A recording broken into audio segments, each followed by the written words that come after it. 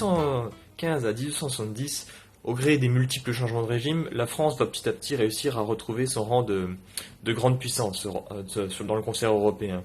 Et nombre de poètes, d'écrivains, même de politiques, vont parler au futur avec enthousiasme, bercés qu'ils sont par les promesses du progrès scientifique et technique qui est palpable.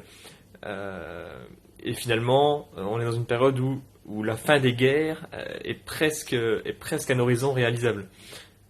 Et que de désillusions.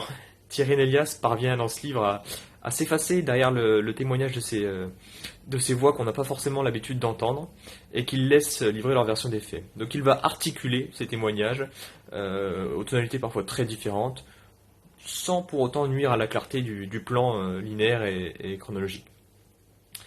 Ainsi, on va retrouver plusieurs types de témoignages, hein. On a celui du vétéran américain Philip Sheridan qui a accouru en Europe pour observer d'un œil attentif les évolutions de la guerre et qui va au cœur de l'armée allemande nous offrir un témoignage à la fois dépassionné et témoin direct des événements.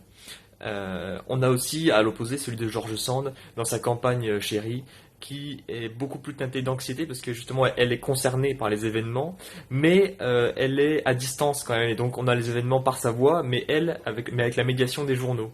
Et enfin, les pages vont aussi s'attarder sur les opérations militaires, donc qu'on résume trop souvent au désastre de Sedan, mais il y a aussi toute cette guerre de francs-tireurs que Thierry Nélias nous décrit très bien ici.